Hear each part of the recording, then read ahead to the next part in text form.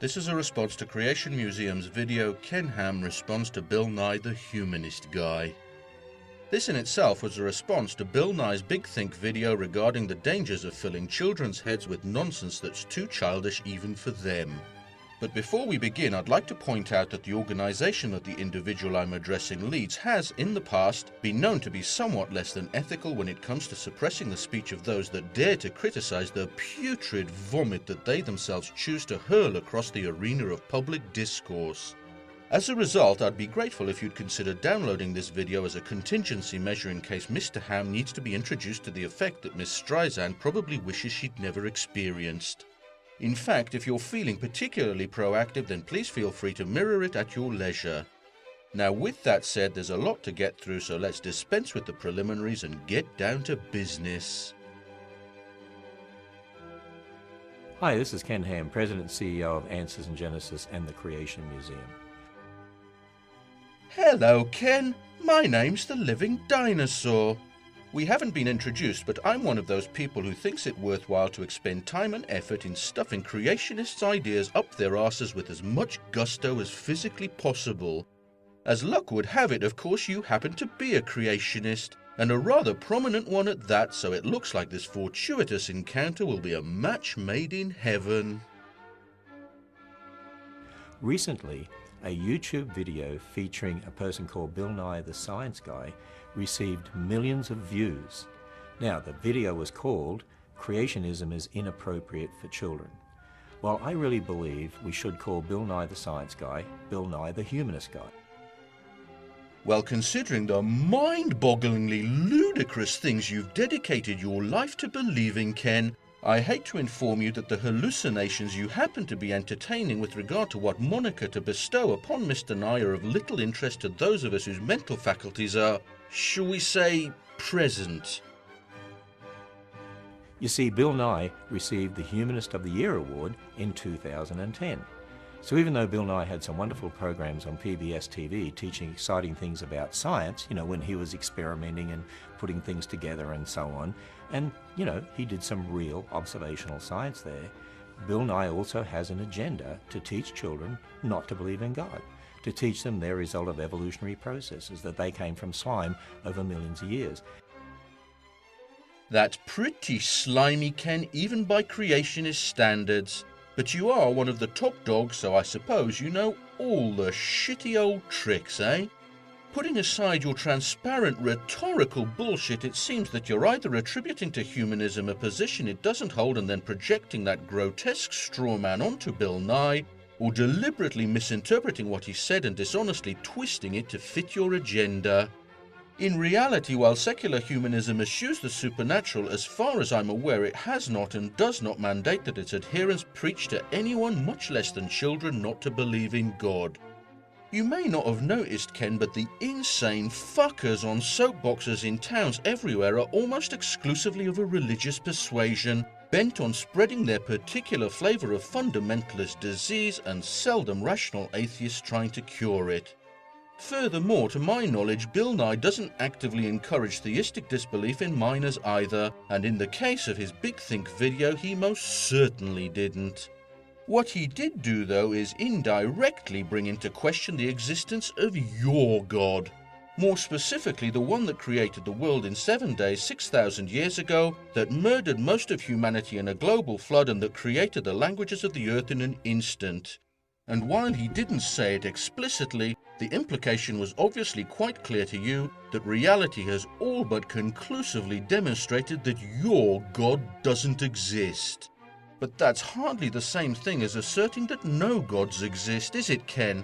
Because if you're clever enough to ascribe to your God properties that cannot be tested, then it cannot by definition ever be empirically disproved.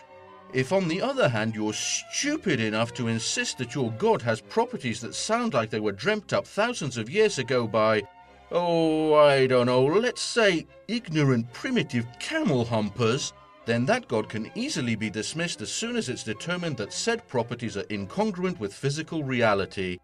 You know, Ken, like your God. As it happens, though, the majority of Christians and other theists aren't as dumb as you and your followers and don't believe in your God either. So when you say Mr. Nye is trying to teach children not to believe in God, what you really mean is that his promotion of reason and established science runs contrary to your Bronze Age beliefs, and while I can understand that you find it discomforting, all I can say in lieu of solace is, tough shit. Plenty of Christians have come to grips with the reality of these discoveries and incorporated them into their beliefs, and I'd strongly suggest that you take the time to find out how to do the same rather than wasting it defending the indefensible. Because not doing the former leaves you looking like a backward, doltish buffoon, and doing the latter is compounding the problem by turning you into a lying one. Now with that said, I'm going to do something that may seem a little strange to you, and that's keep an open mind. You see, I'm willing to acknowledge that I may have missed something, so if you can provide some actual verifiable evidence that Bill Nye has an agenda to actively dissuade people from their spiritual beliefs, I'd be happy to consider it.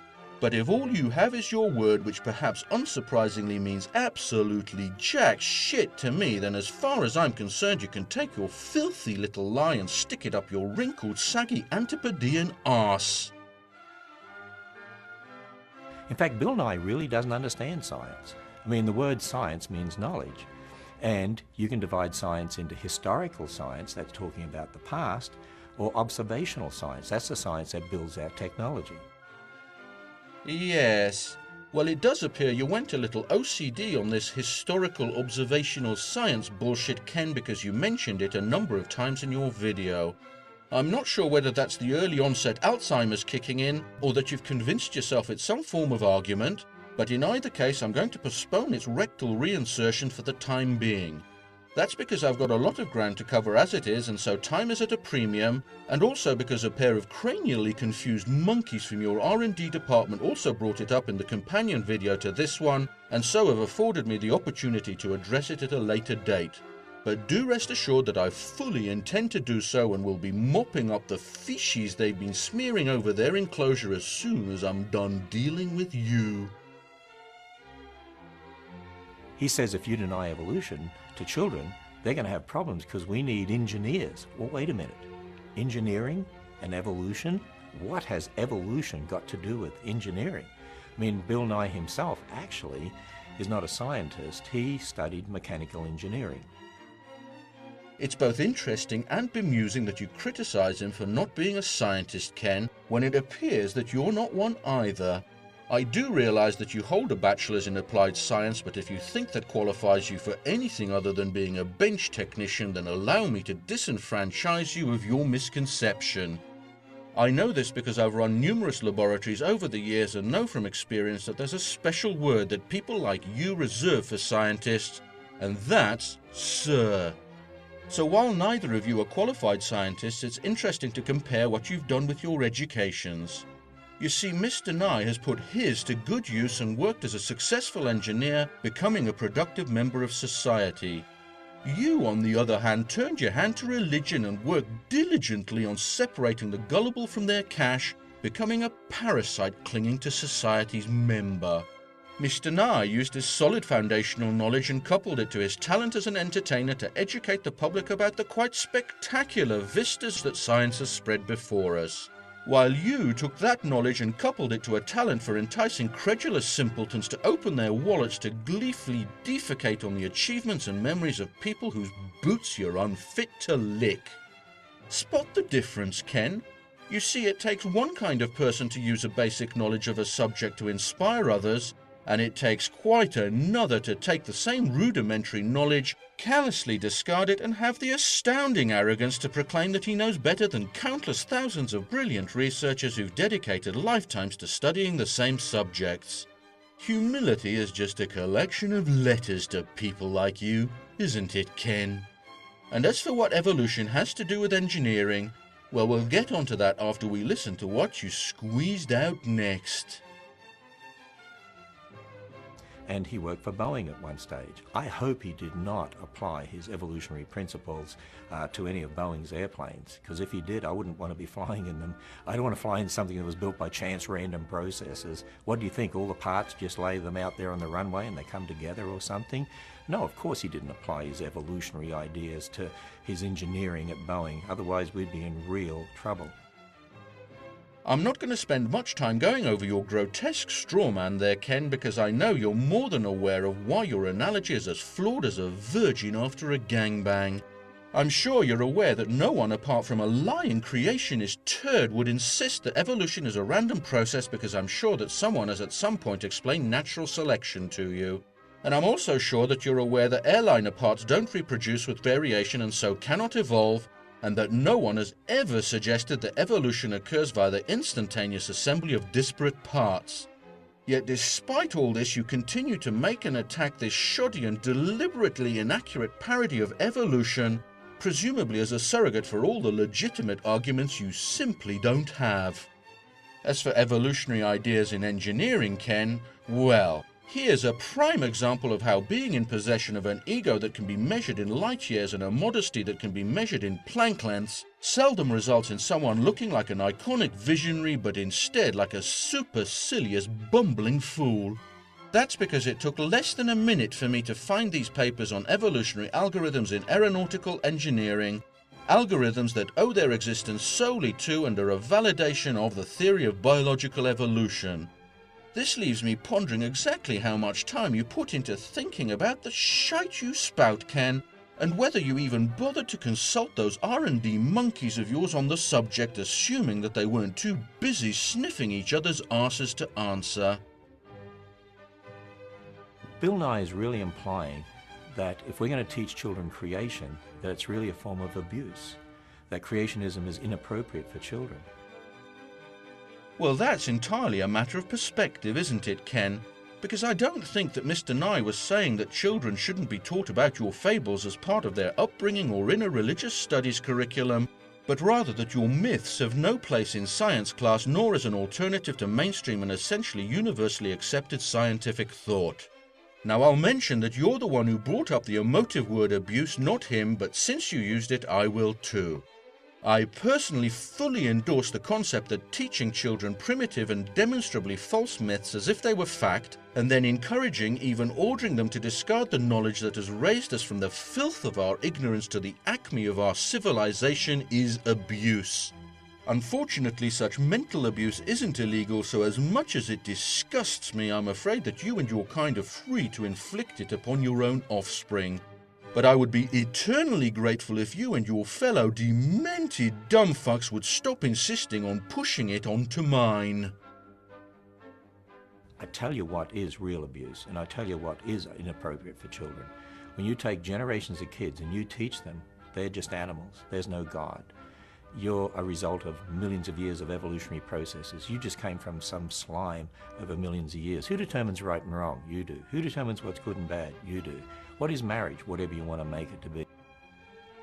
Unfortunately, Ken, the concept that your Bible contains some kind of transcendent and unalterable morality for the ages is somewhat fucked up the arse by the words it contains. And while I'm aware of the countless lame and frankly laughable ad hoc rationalizations as to why it's no longer acceptable to own and beat other human beings while at the same time being able to pig out a red lobster, the very fact that they need to be made means that in your worldview I would be forced to delegate my moral choices to people who claim to have a direct line to the big guy upstairs.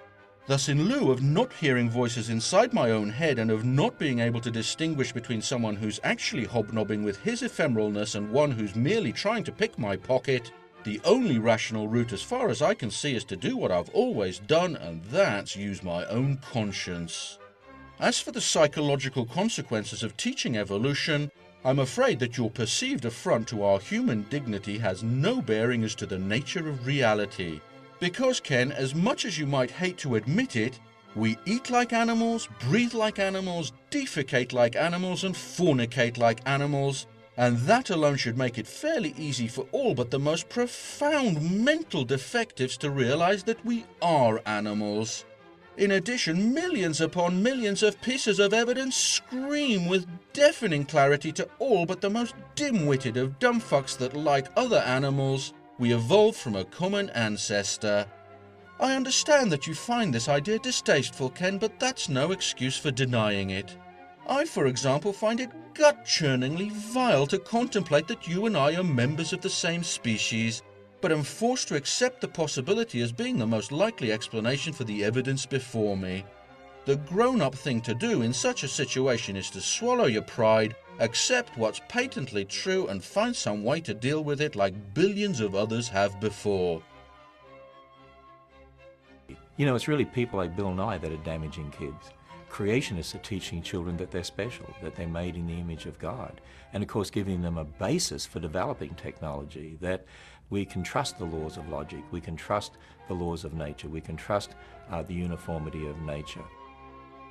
Teaching people to think wishfully and ignore evidence is anything but harmless, as evidenced, for example, by the stunning success of abstinence-only programs. Furthermore, are you serious? Are people special just because they're made in the image of God? Is that true for Jeffrey Dahmer, Ken? Or Ted Bundy? Or John Wayne Gacy? And what about conjoined twins, Ken? Or Down syndrome victims? Or ameliacs? Are they somehow less than special? And what about anuses, Ken? Does your God have one? And if so, why? Or nipples? Or genitals? You see what happens when you make laughably juvenile statements based on even more infantile beliefs, Ken?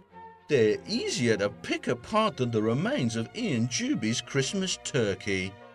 As for your nod in the direction of presuppositional apologetics and the transcendental argument, well, I'm not going to go there because my goal is to rectally wrap anti-science claims and not argue against the existence of gods.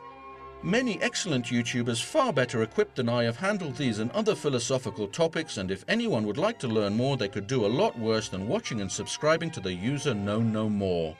With that said, I should point out that regardless of the validity of these arguments and whether such a being or beings exist, the unassailable bastion of evidence for evolution in an ancient universe overwhelmingly indicates that yours does not.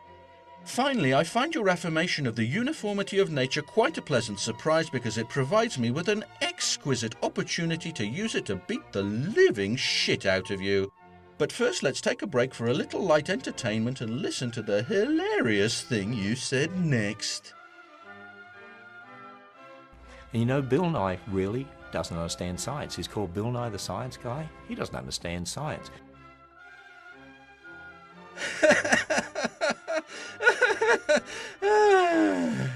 Sorry, Ken. I realised that was a bit of a cheap shot, but I maintain it was fully warranted because what I just witnessed was tantamount to a light grey kettle being badmouthed by an ebony pot that's just drifted past the event horizon of a black fucking hole. He doesn't understand the difference between observational science and historical science. I mean, he talks about the fact that, oh, we've got these ancient bones, we've got radioactivity. Wait a minute, of course we can observe radioactivity and we can experiment with it.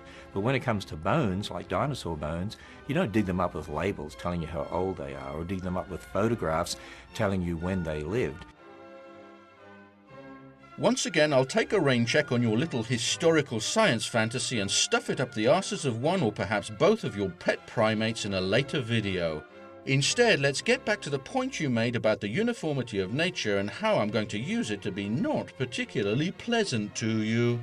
You see, Ken, not only can we see and experiment with radioactivity, because of the uniformity of nature that you admitted to, we can be certain to a high degree of confidence that radionuclides behaved in the same way in the past as they do now. And in case you try and wheedle out of it by claiming you meant the past few millennia, centuries, decades, or whatever other timescale best suits your goalpost shifting, I'll point out that unlike your kind of assertions, this tenet of modern science hasn't been conveniently pulled out of someone's back passage but is supported by empirical evidence. If you wish to retract your earlier statement and posit that the behavior of physical laws has changed over time, then kindly supply evidence of when and to what degree this occurred, and a theoretical framework to explain how without invoking preternatural and unverifiable juju. Or just fuck right off.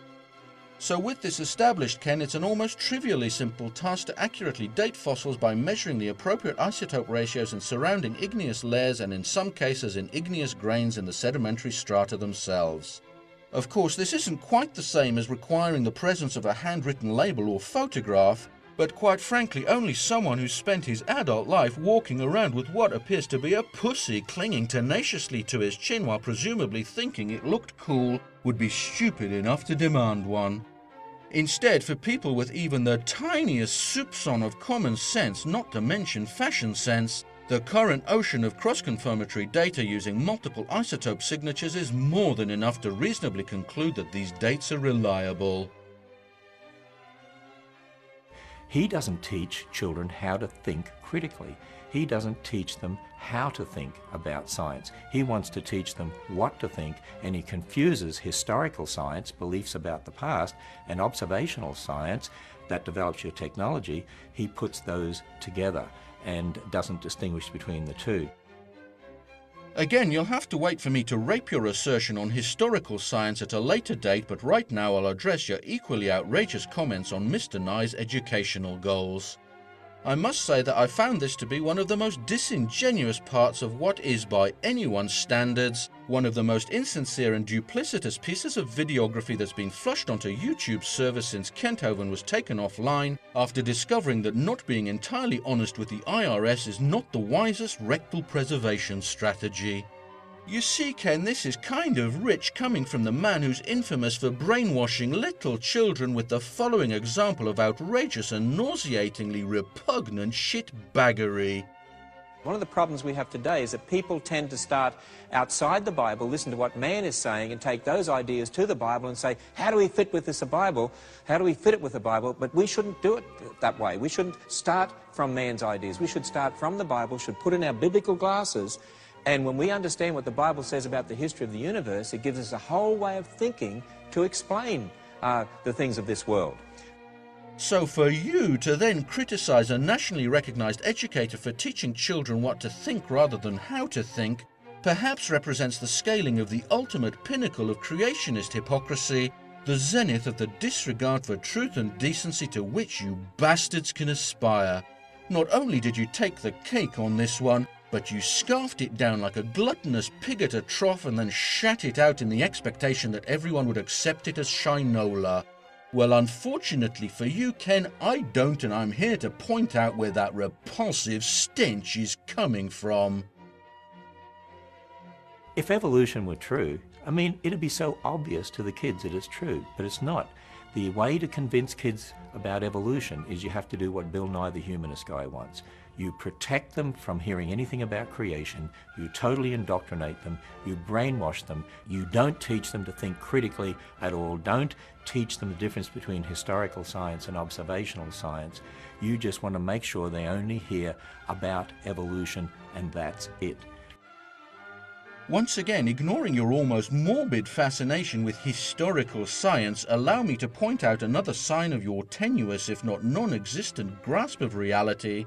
That is your inability to recognize the utter banality of your assertion that evolution can't be true because it's not intuitively obvious to children. Perhaps you haven't noticed, Ken, but quantum mechanics isn't intuitive to trained physicists, let alone kids. And yet we've used it to build the computer systems that you use to spread the contents of your sickly, stunted mind all over the world. I could, of course, mention countless other concepts, but I think I've made my point.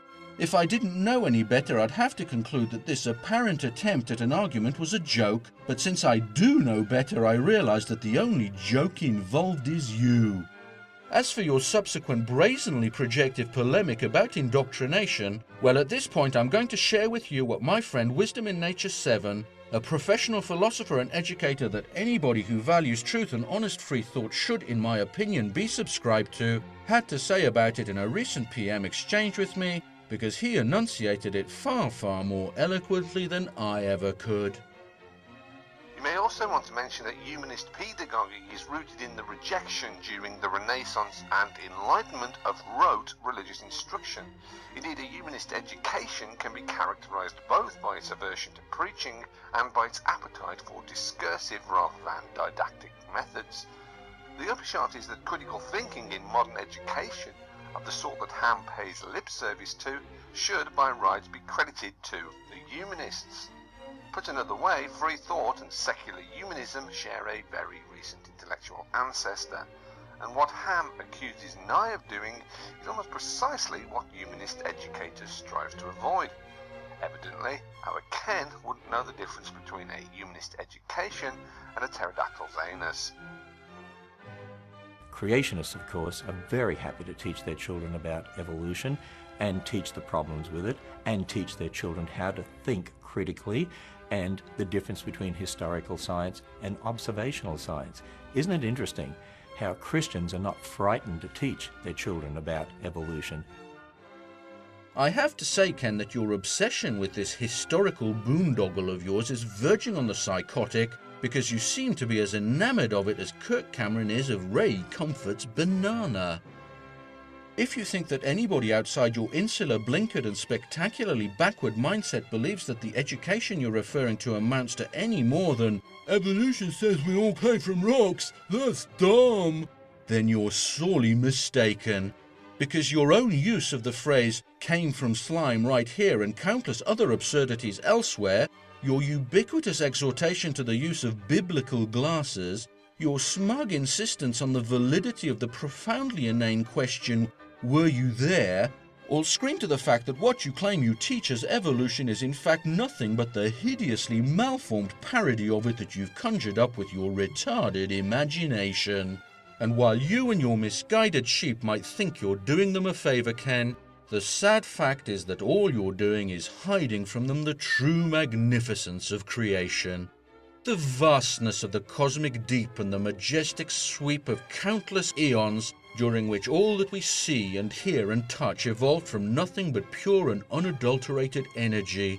The exquisitely simple behaviors of unimaginably infinitesimal particles that combine in countless combinations and from which emerge the most astonishingly complex phenomena, from the intricacy of a single snowflake to the wonders of the human brain. A brain that has coalesced over countless eons to a point where it has unraveled the secrets of nature and can now look back in awe at the long and twisted path it took to get here and know that it is a part of the universe as much as the universe is a part of it.